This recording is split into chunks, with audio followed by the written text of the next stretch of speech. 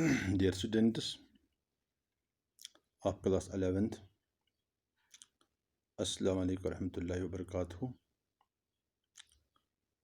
चूँकि आप वाकिफ़ हैं कि हम गैस लॉज स्टडी कर रहे हैं, आज तक हमने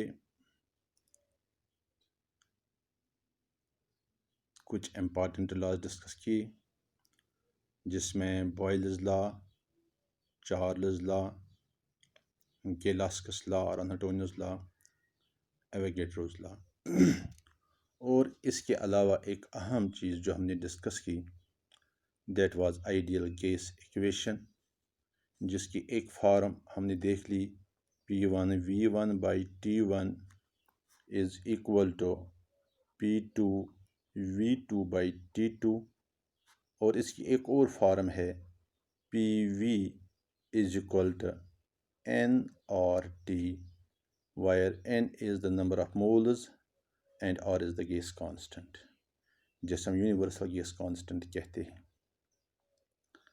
तो इसके बाद हमें एक और चीज़ जो आज डिस्कस करनी है, that is Dalton's law of partial pressure. तो जो लॉज आज तक हमने डिस्कस किए, उन लॉज में हम सिर्फ सिंगल गैस के बारे में बात कर रहे थे। जैसे बॉयल्स लॉ में हमने पढ़ा volume is inversely proportional to its pressure, तो वहाँ पर सिर्फ एक गैस कंसिडर हम करते हैं। इसी तरह से चार्ल्स लॉ में भी एक ही गैस के बारे में single gas is considered, and same is the case with Gay Lussac's law and with Avogadro's law. मगर जहाँ तक मिक्सचर ऑफ गैसेस का ताल्लुक है, अगर हम एक से ज़्यादा गैसेस एक साथ लेंगे तो मिक्सचर ऑफ गैसेस जो होंगे, इसमें कंडीशन ये है कि that they should be non reacting gases. Mixture of non reacting gases, यानी वो गैस जो एक दूसरे के साथ रिएक्शन ना करते हों, फिर इनका मिक्सचर हमने लिया होगा। तो वो मिक्सचर ऑफ गैसेस जो हैं, वो कितना pressure, total pressure exerted by the mixture of non reacting gases क्या होता है, that was studied by John Dalton in the year 1807. He put his observations in the form of a generalization which is generally called as Dalton's law of partial pressure. ये जो इसकी generalisation है, इसकी observation है, जो उसने generalisation की सूरत में, लॉ की सूरत में पुट फॉरवर्ड की, मैं उसकी डेफिनेशन यहाँ पे लिख रहा हूँ। डेफिनेशन इस तरह है, if two or more gases which do not react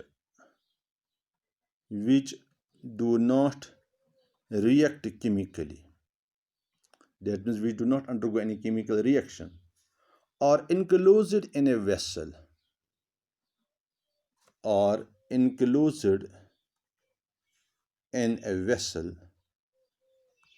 the total pressure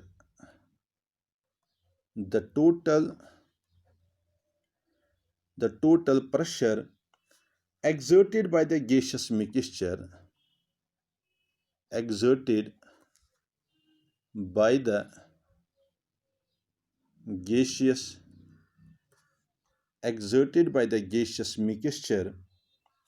is equal to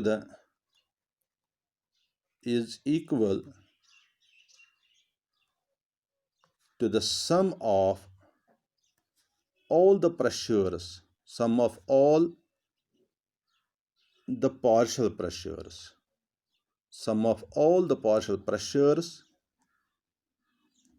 exerted, that each gas would exert when present alone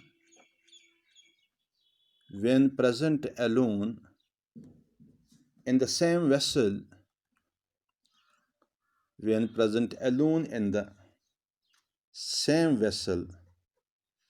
at the same temperature.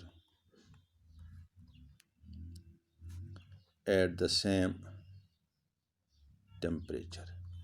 This is the law, this is the generalization which is generally called as Dalton's law of partial pressure.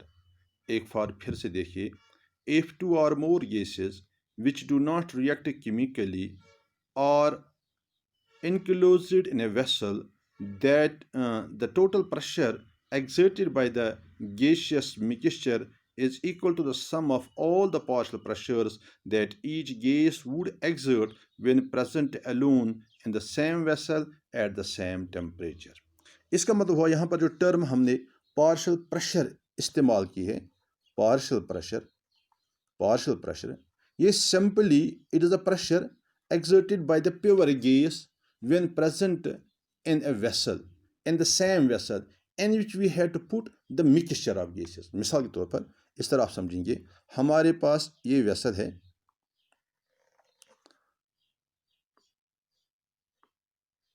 Suppose इस pressure का, इस vessel का जो volume है, let that is equal to 1 litre. इस vessel के साथ हम कनेक्ट करेंगे ए मानोमीटर. वो आपको मालूम है, this manometer will give us the pressure exerted by the gas. इस वेसल में सपोज हम जो गैस ले रहे हैं, एक प्योर गैस ले रहे हैं, तो इसका मतलब है इस गैस का वॉल्यूम जो है that is equal to 1 litre, और इसका मानो टेम्परेचर जो है ये रूम टेम्परेचर है 25 डिग्री सेल्सियस. तो 25 डिग्री सेल्सियस पे हम नोट करेंगे what is the pressure exerted by this gas.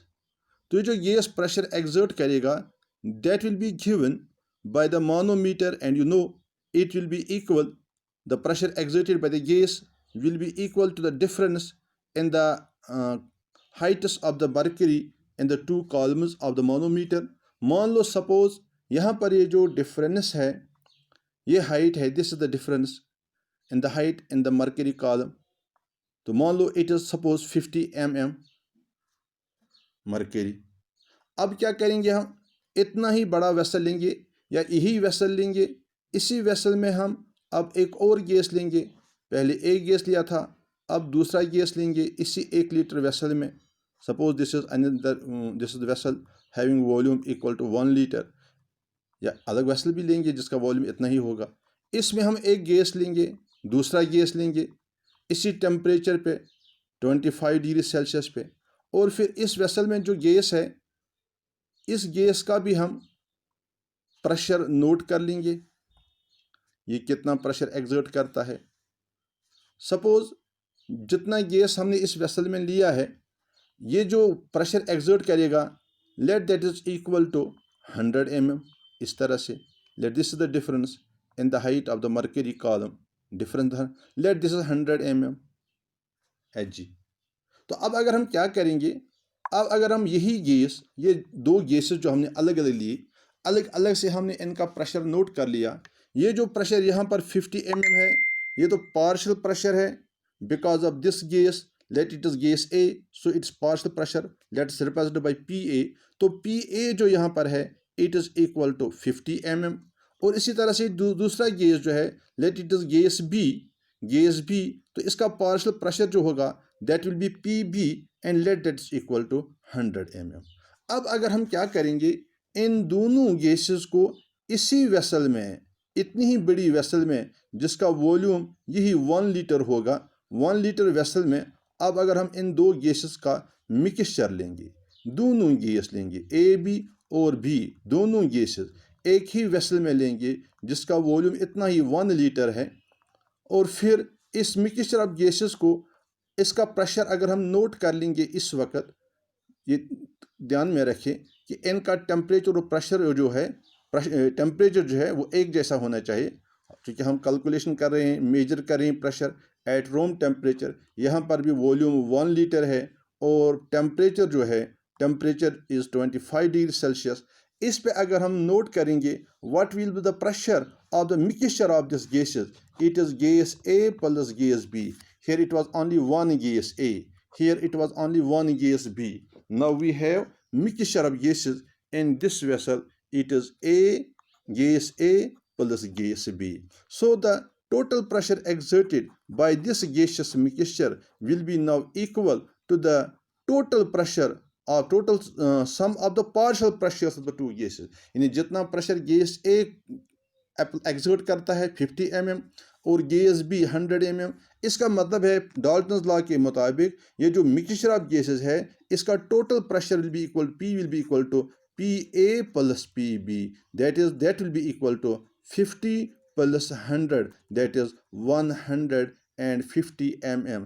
तो यहाँ पे जो डिफरेंस होगा in the mercury column that will be equal to 150 mm. तो डाल्टन्स लॉ जो है यही है कि जब हम दो नॉन रिएक्टिंग गैसेस एक साथ लेते हैं किसी वेसल में, वो दोनों जो मिलकर प्रेशर एक्सर्ट करेंगे यानी जो टोटल प्रेशर एक्सर्टेड होगा that will be equal to the sum of the partial pressures of the individual gases when kept in the same vessel और when kept in the vessel of the same volume. तो जिस वक्त जो individually जो ये pressure exert करेंगे इनका mixture जो होगा वो इसका सम के बराबर प्रेशर एक्सर्ट करेगा. अब अगर हमारे पास दो से ज़्यादा गैसेस भी होंगे, suppose we have gas A, B, C, D etcetera, तो इसका जो प्रेशर होगा let it is PA, this is PB, PC, PD etcetera. तो as per Dalton's law total pressure P will be equal to PA plus PB plus PC plus PD etcetera. This is what is Dalton's law of partial pressure. तो आप समझ गए होंगे कि जो Dalton's law of partial pressure है इसकी definition क्या है, ये कहता क्या है. सिंपल लॉ है कि जो गैसियस मिक्सचर है वो उनका टोटल प्रेशर जो है that is equal to sum of their partial pressures. तो इसके बाद है what is the application of Dalton's law of partial pressure. Applications of Dalton's law.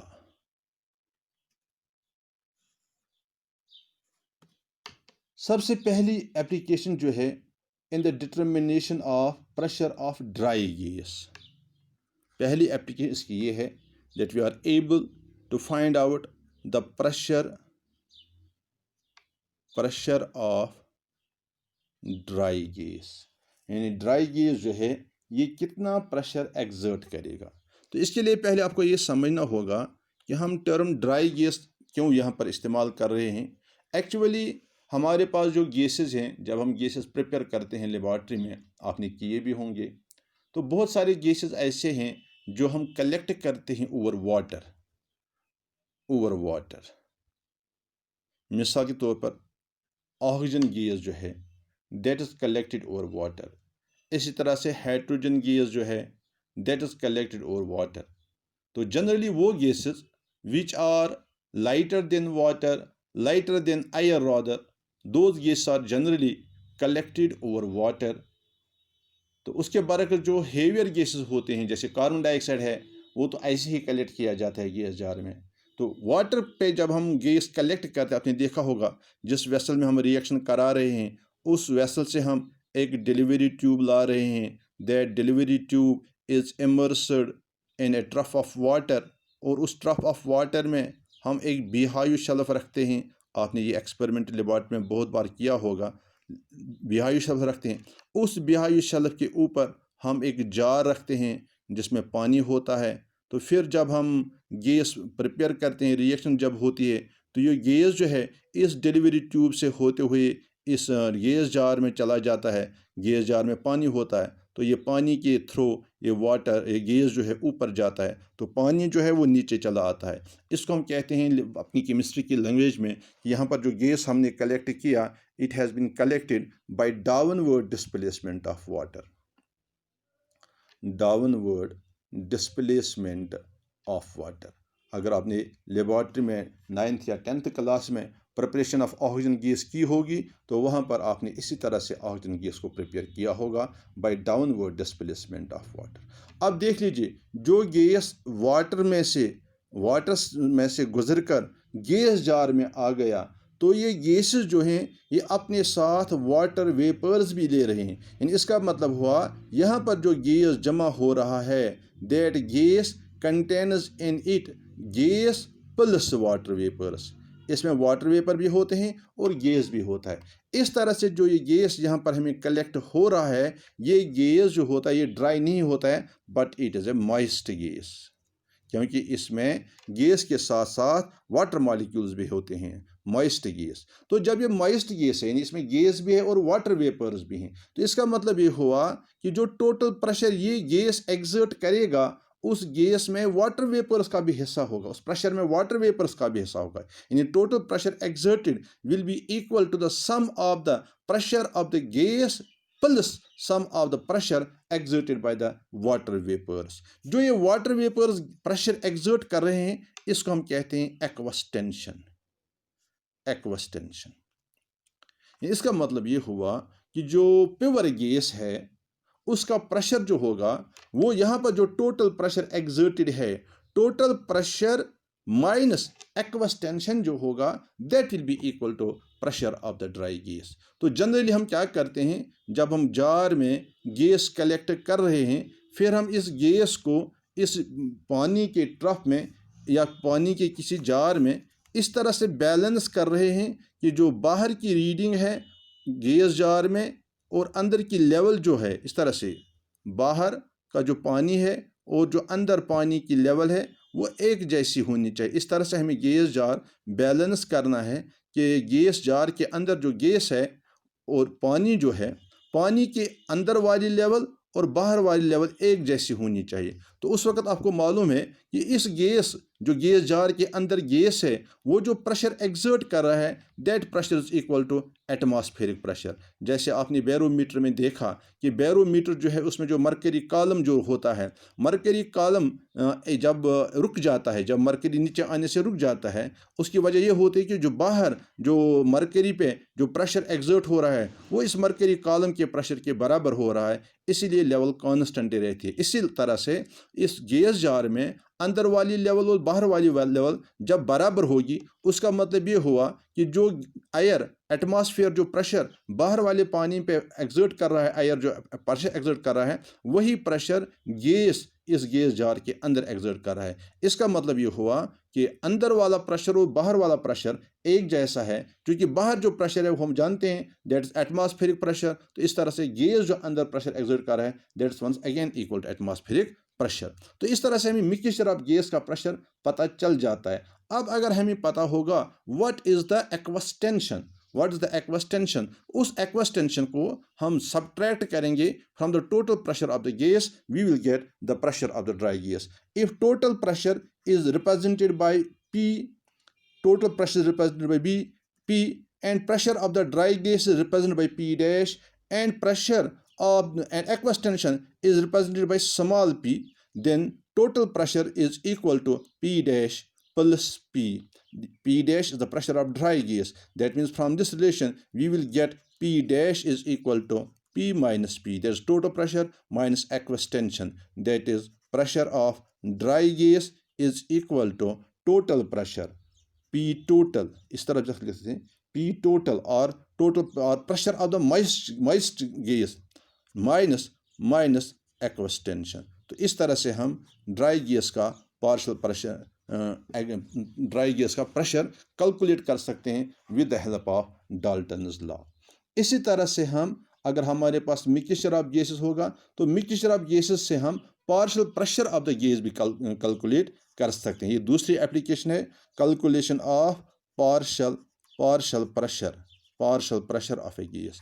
क्योंकि हम जानते हैं कि जो मिक्सचर ऑफ गैसेस हमने ले लिया, अगर हम ये कंसिडर करेंगे ये जो गैसेस हम ले रहे हैं इन द मिक्सचर, ये आइडियल गैसेस हैं, इसका मतलब है इस पे gas equation PV is equal to nRT apply होगी। सपोज हमारे पास मिक्सचर ऑफ गैसेस हैं A, B और C, तो इसका मतलब जो प्रेशर गैस A एग्जर्ट करेगा, let that is equal to PA, gas pressure exerted by gas B is equal to PB, pressure exerted by gas C is equal to PC। तो अब अगर हम, क्योंकि ये मिक्सचर जो हमने लिया है एक ही वेसल में लिया है, इसका मतलब है तीनों गैसेस का वॉल्यूम जो है और जो टेम्परेचर है वो एक जैसा है, तभी तो हम इस पे ये इक्वेशन अप्लाई कर सकते हैं PV is equal to nRT। तो इसका मतलब है गैस A के लिए इक्वेशन बनेगी PAV is equal to nRT, या simply PA is equal to RT/V, इसको हम Na लिखेंगे, number of moles of A, Na/RT, Na/RT/V। इसी तरह से Pb जो होगा that will be equal to Nb/RT/V। इसी तरह से Pc जो होगा दैट विल बी Nc/RT/V। अब जो टोटल प्रेशर है, total pressure will be equal to Pa plus Pb plus Pc। तो ये बनेगा Pa is equal to Na/RT/V plus Nb/RT/V plus Nc/RT/V।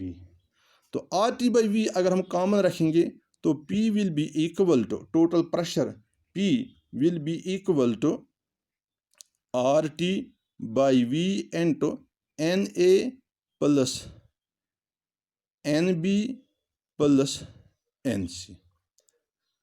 तो इस तरह से अगर हम देखेंगे Pa/P यानी ratio of partial pressure versus total pressure, तो that will be equal to Na/Na plus Nb plus Nc, यानी number of moles of A divide by total number of moles in the gaseous mixture. तो इसको हम mole fraction भी कहते हैं। It will be written as XA। So Pa divided by P is equal to XA। तो ये relation जो है इस तरह भी बनेगी, Pa is equal to P, अगर हम इस साइड पर ट्रांसफर करेंगे तो ये बनेगा XA into P। Pa is equal to XA into P, that is partial pressure of A is equal to mole fraction of A into total pressure.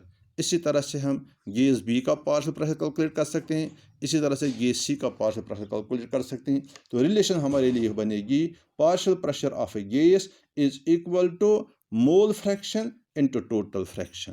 तो दे Dalton's law की दूसरी एप्लीकेशन थी। इस तरह से हमने देख लिया कि डाल्टन्स लॉ जो है इसकी डेफिनेशन क्या है और हम इसको किस तरह से गैसेस का पार्शियल प्रेशर और मॉइस्ट गैसेस का ड्राई गैसेस का प्रेशर कैलकुलेट करने के लिए इस्तेमाल कर सकते हैं। तो ये भी एक इम्पॉर्टेंट लॉ है जो हम केमिस्ट्री में अक्सर बेशतर हमें जिसका इस्तेमाल करना पड़ता है। तो आज के लिए इतना ही। इंशाल्लाह कल हम दूसरा law that is Graham's law of diffusion study करेंगे। Thank you very much.